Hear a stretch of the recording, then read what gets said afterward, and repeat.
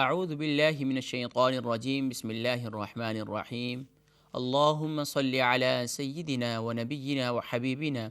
و شفیعنا و مولانا محمد وبارک وسلم وصلی علیہ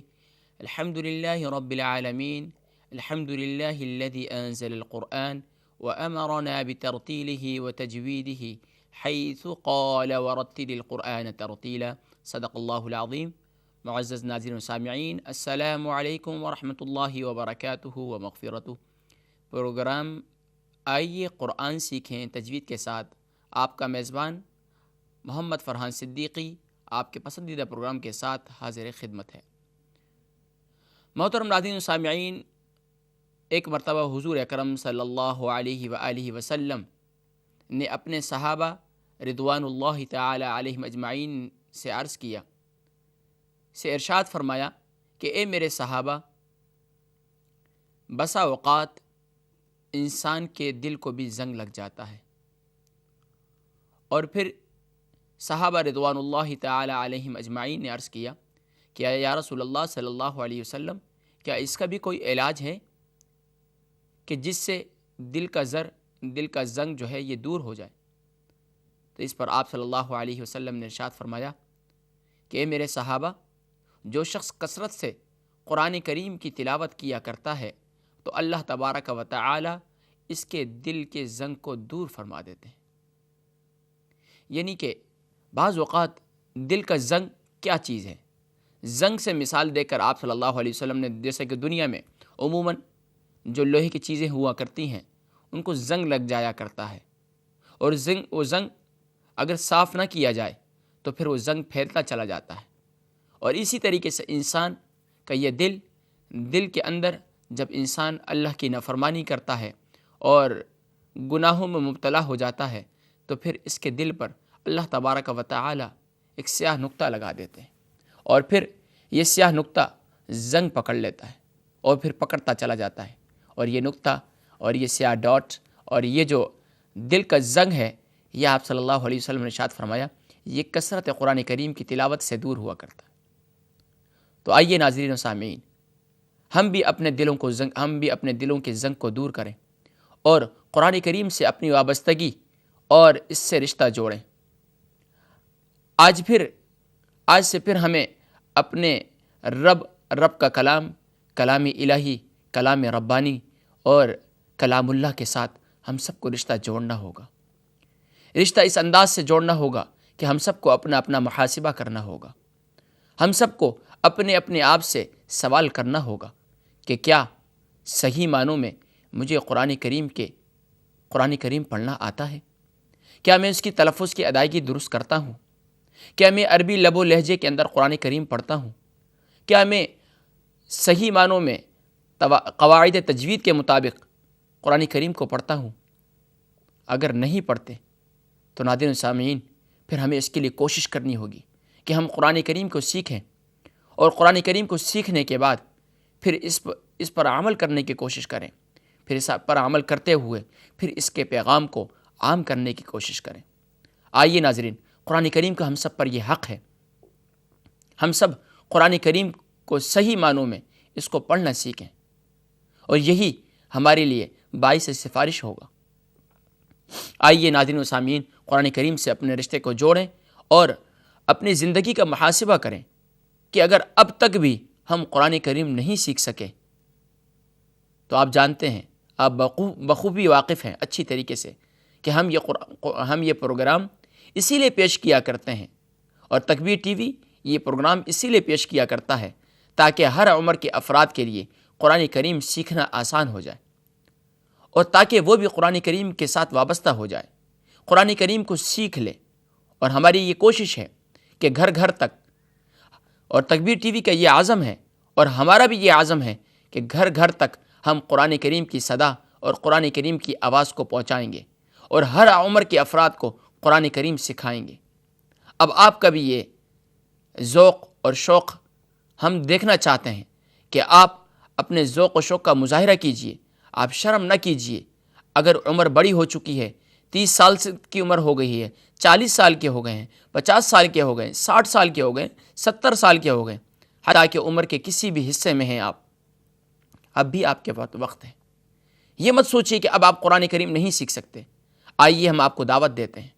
اور ہمارا یہی مشن ہے اور ہمارا یہی عزم ہے، اور تکبیر ٹی وی کا یہی عزم ہے کہ ہر عمر کے افراد کو انشاءاللہ ہم قرآن کریم سکھائیں گے۔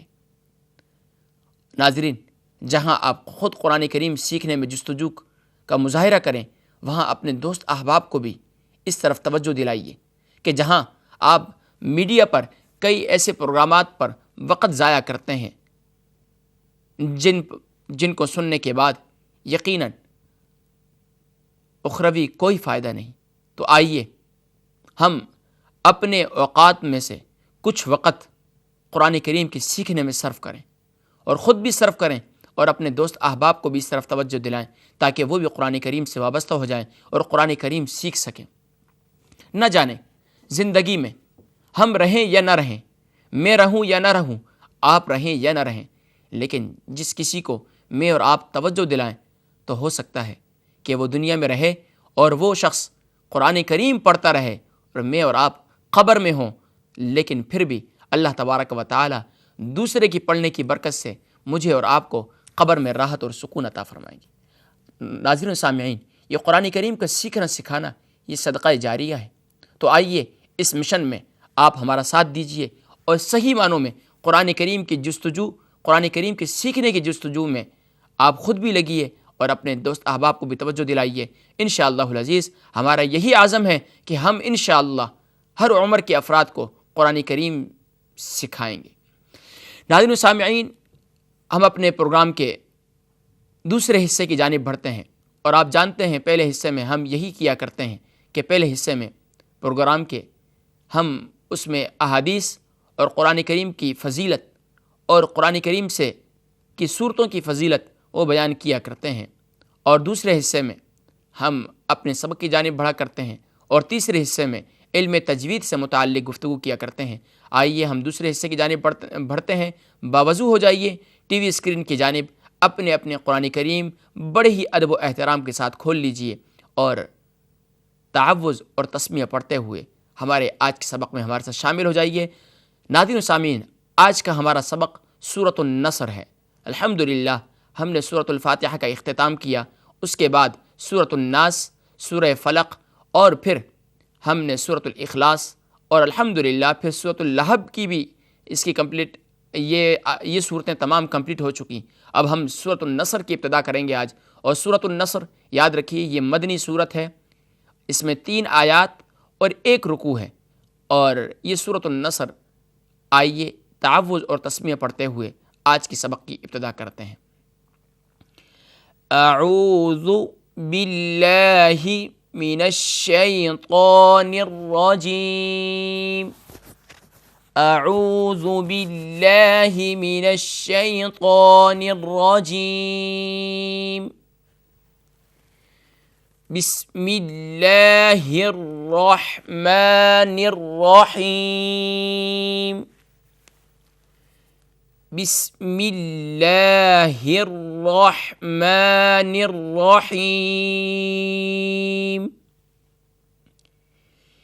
اذا جاء نصر اللہ والفتح، اذا جاء نصر اللہ والفتح ورأيت الناس يدخلون في دين الله أفواجا،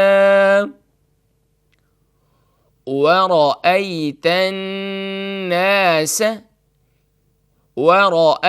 الناس يدخلون في دين الله أفواجا،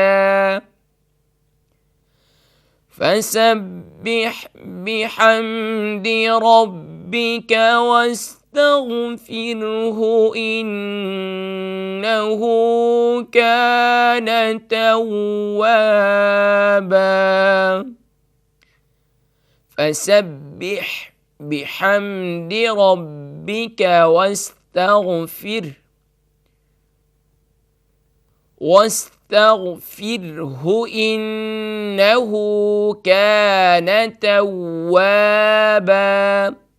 صدق اللہ العظیم۔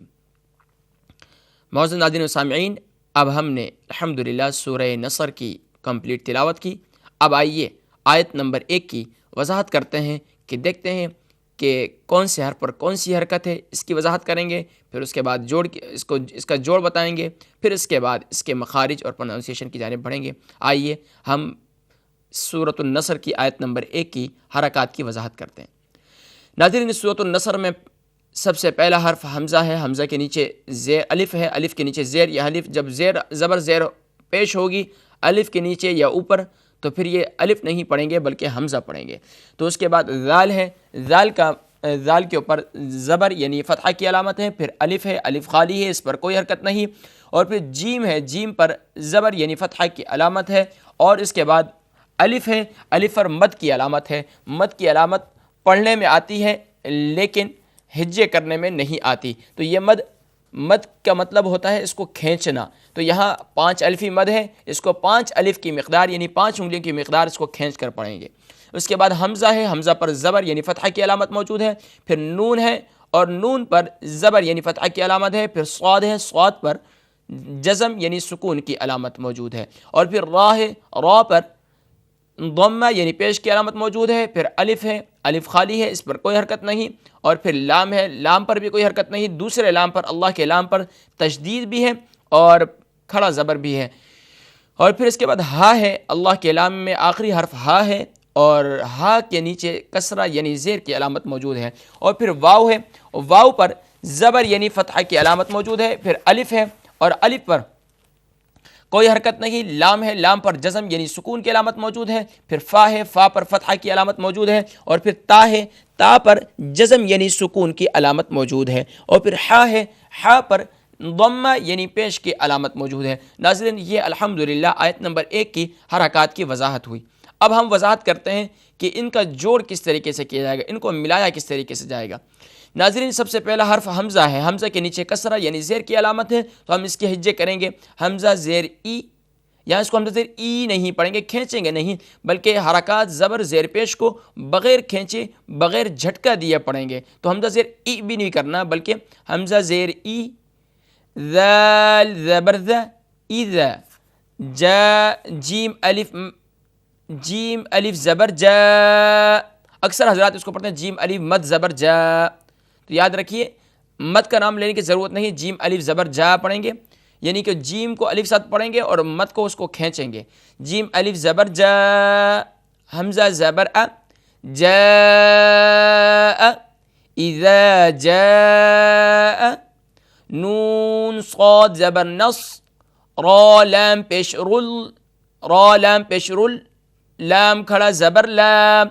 اذا جاء نصر اللہ، اذا جاء نصر اللہ، ہا زیر ہی، نصر اللہ، واو لام زبر ول، فاتا زبر فتح، والفتح، حا پیش حو، والفتح۔ اب آگے فل سٹاپ کی علامت ہے اور آپ دیکھ رہے ہیں آگے وقف پر لا بھی لکھا ہوا ہے، تو آپ اس کو ملا کے بھی پڑھ سکتے ہیں اور یہاں اسٹاپ بھی کر سکتے ہیں۔ لا کا مطلب ہے وقف نہیں کریں گے، لیکن یہاں آگے فل سٹاپ کی علامت ہے، گول دائرہ ہے، ہم نے پڑھا تھا کہ جہاں گول دائرہ ہو تو وہاں آپ وقف کر سکتے ہیں، تو یہاں پر والفتح پہ آپ وقف کر سکتے ہیں، اسٹاپ کر سکتے ہیں۔ جب یہاں وقف یعنی اسٹاپ کریں گے تو آخری حرف حا ہے، حا موقوف علیہ ہے، اس پر ضمہ کی علامت یعنی پیش کی علامت ہے، تو ہم اس کو ساکن کر دیں گے، تو والفتح سے والفتح ہو جائے گا، اور پوری آیت بنے گی اذا جاء نصر اللہ والفتح۔ اور پھر اس کی ہم اب تیسرے حصے کی جانب بڑھتے ہیں۔ تیسرے میں آپ جانتے ہیں کہ ہم اس کی پروننسیشن، اس کے مخارج کی جانب بڑھتے ہیں۔ پہلا حرف حمزہ ہے، حمزہ کا مخرج یہ حروف حلقیہ میں سے ہے اور گلے کے باٹم آف تھروٹ یعنی گلے کے نیچے والے حصے سے یہ حرف ادا ہوتا ہے۔ یہ 3 حروف ہیں، حمزہ ہا، یہ 2 حروف ہیں جو گلے کے باٹم آف تھروٹ سے ادا ہوتے ہیں، یعنی کہ گلے کے نیچے والے حصے سے ادا ہوتے ہیں۔ تو حمزہ ہے، حمزہ حروف حلقیہ میں سے ہے، ذال ہے، ذال کا مخرج اور یہ حروف لثویہ میں سے ہے، ثا ذال ضا، یہ 3 حروف لثویہ میں سے ہیں، ان کا مخرج زبان کا سرا اور اوپر کے دانتوں کے اندرونی کنارے سے ادا ہوتا ہے۔ زبان کا سرا اور اوپر کے دانتوں کے اندرونی کنارے سے ادا ہوتے ہیں یہ 3 حروف، تو اس میں سے ذال ہے، تو ذال کا مخرج بھی آپ نے سماعت کیا۔ اس کے بعد الف ہے، الف جوف دہن یعنی منہ کے خالی حصے سے ادا ہوتا ہے۔ اس کے بعد جیم ہے، جیم شین یا، یہ 3 حروف ہیں، حروف شجریہ کہلاتے ہیں۔ جیم شین یا متحد المخارج ہیں، ان کا مخرج ہے وسط زبان وسط تالو، تو جیم وسط زبان وسط تالو سے ادا ہوتا ہے، یعنی درمیان تالو اور درمیان زبان سے ادا ہوتا ہے۔ اس کے بعد الف ہے، الف جوف دہن یعنی منہ کے خالی حصے سے ادا ہوتا ہے۔ اور پھر حمزہ ہے، حمزہ حروف حلقیہ میں سے ہے، اس کی وضاحت ہم نے شروع میں کی۔ اور اس کے بعد نون ہے، نون یہ حروف طرفیہ میں سے ہے اور یہ 3 حروف متحد المخارج ہیں، لام نون را، یہ متحد المخارج ہیں اور ان کا مخرج زبان کا کنارہ اور دانتوں کی جڑ تالو کے جانب والے حصے سے ادا ہوتا ہے، یعنی زبان کا کنارہ اور دانتوں کی جڑ کے تالو کے جانب والے حصے سے یہ حروف ادا ہوتے ہیں، لام نون را، تو نون کا مخرج بھی آپ نے سماعت کیا۔ اس کے بعد صاد ہے، صاد یہ 3 حروف متحد المخارج ہیں، ز سین صاد، یعنی کہ 3 حروف ز سین صاد، ان کو حروف صفیریہ کہتے ہیں۔ ان کا مخرج زبان کی نوک اور دونوں دانتوں کے اندرونی کنارے سے ادا ہوتے ہیں، تو صاد زبان کی نوک اور دونوں دانتوں کے اندرونی کنارے سے ادا ہوتا ہے۔ پھر را ہے، را لام نون را، یہ حروف طرفیہ میں سے، اس کی وضاحت ہو چکی۔ اس کے بعد پھر الف ہے، الف کی بھی وضاحت ہو چکی۔ پھر لام ہے، لام کی بھی وضاحت ہو چکی۔ اللہ کے نام میں 2 لام آتے ہیں، تو دونوں لاموں کی وضاحت ہو چکی۔ اس کے بعد ہا ہے، ہا بھی یہ حروف حلقیہ میں سے ہے اور گلے کے باٹم آف تھروٹ یعنی گلے کے نیچے والے حصے سے ادا ہوتا ہے،